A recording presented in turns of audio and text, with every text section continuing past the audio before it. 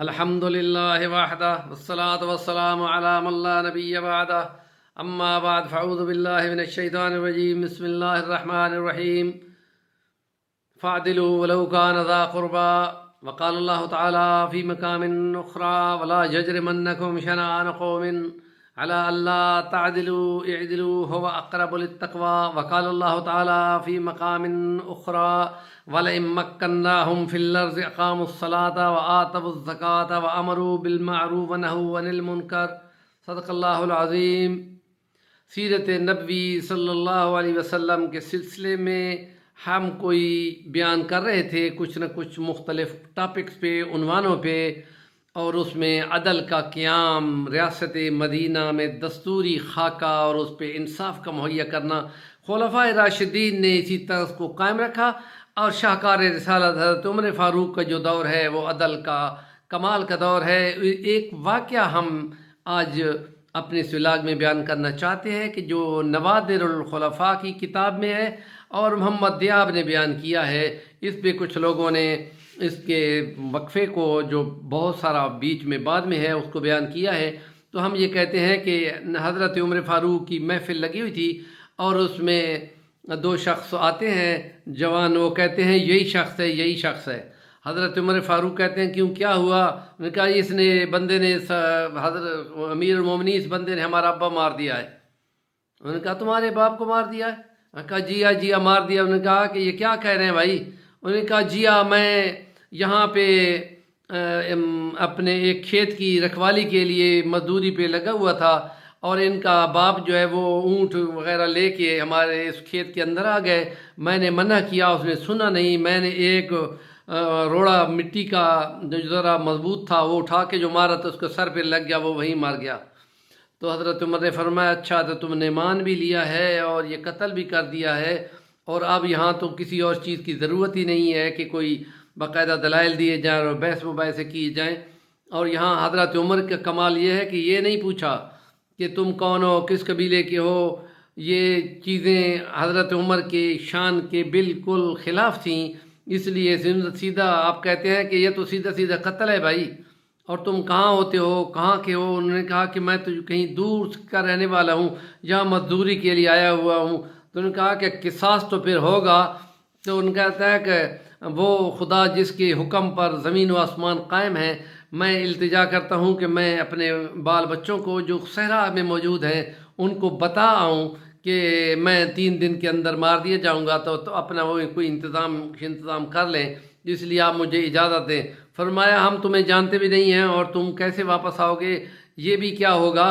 تو حضرت عمر پریشان ہو کے دیکھتے ہیں نیچے، تو ان نوجوانوں کو دیکھتے ہیں، ان کہتے ہیں کہ یار یہ بندہ ایسا ہے بول رہا ہے تو تم ہی معاف کر دو۔ انہوں نے کہا کہ نہیں ہمارا باپ مارا ہوا ہے جی، ہم ایسے کیسے معاف کر دیں؟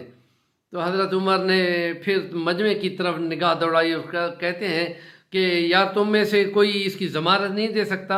یہ ضمانت زندگی کی ضمانت تھی، اور ضمانت 3 دن کے اندر نہ پوری ہونے کی صورت میں گردن کا تلوار سے اڑایا جانا تھا۔ یہ کوئی کسی اونٹ یا کسی مال کی بیع کی ضمانت نہیں تھی۔ تو اسی دوران میں پتہ اس وقت چلا کہ جو بزرگ صحابی ہیں حضرت ابو ذر غفاری، وہ بولتے ہیں، اٹھتے ہیں اور کہتے ہیں امیر المومنین میں ضامن ہوں۔ حضرت عمر فاروق نے اس سے پوچھا، انہوں نے کہا کہ کس بات کی ضمانت آپ دے رہے ہو؟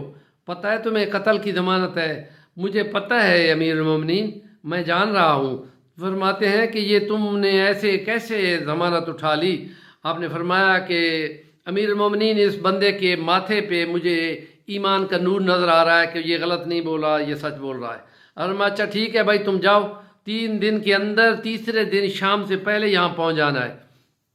اور پھر وہ وہاں سے بھاگا اور گھر گیا، اور پھر 3 دن بڑی مشکل سے لوگوں نے گزارے، اور تیسرے دن کی شام کے ساتھ ہی حضرت عمر فاروق نے منادی کرا دی، الصلاۃ جامعہ، تمام لوگ وہاں آ گئے، محفل لگ گئی۔ حضرت ابو ذر غفاری پر دوزانوں کے سامنے بیٹھ گئے۔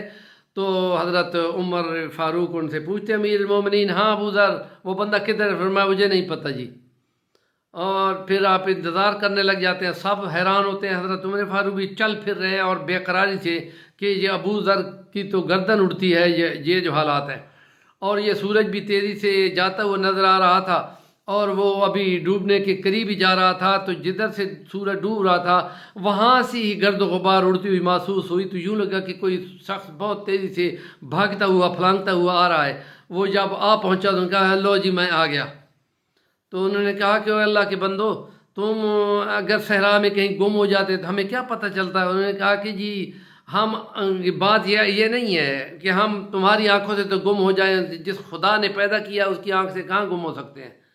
تو حیران ہو جاتے ہیں وہ لوگ اس کی بات سن کر، اور پھر اس کی حضرت دیکھتے ہیں کہ آپ نے یہ کیوں کیا؟ انہوں نے کہا کہ یہ میں نے یہ کیا کہ لوگ یہ نہ کہیں کہ وفا بھی کوئی نہیں رہے گی لوگوں میں، جو وعدے کرتے ہیں وفا نہیں کرتے۔ حضرت ابوذر کی طرف دیکھا کہ تم نے کیا کیا؟ انہوں نے کہا کہ کوئی یہ نہ کہہ دے کہ آج کل کو ہمدردی کا ایثار کا کوئی نظارہ بھی کوئی نہیں کرتا۔ اور ان نوجوانوں کو دیکھا تو وہ رونے لگ گئے، ان کہتے ہیں ہم نے اپنے ابے کے قاتل کو معاف کیا، یہ کتنا سچا ہے۔ اور پھر ہم کہتے ہیں کہ وہ فاروق اعظم کتنا کمال درجہ ہے، اللہ تمہیں کمال درجے کے اجر عطا فرمائے کہ تم نے انصاف قائم کرنے کے لیے اتنے چابک دستی کرتے ہوئے، اور یہ کہ آنسوؤں سے ان کی داڑھی تر تھی اتنے ہیبت ناک منظر پہ۔ اور پھر تمام لوگوں نے جس وقت وہ بندہ پہنچا تو تکبیر کا نعرہ بلند کیا تھا۔ انصاف کے مقامات پر خدا یوں نظارے کراتا ہے، ایمان بھی تازہ ہو جاتا ہے، اور سننے والے بھی اس واقعے کو سن کر ایمان کو تازہ کریں اور آگے فارورڈ کریں۔ ہمارے چینل کا نام ہے صفی الرحمن البانی، ضرور سبسکرائب کر لیں۔ جزاکم اللہ احسن الجزا۔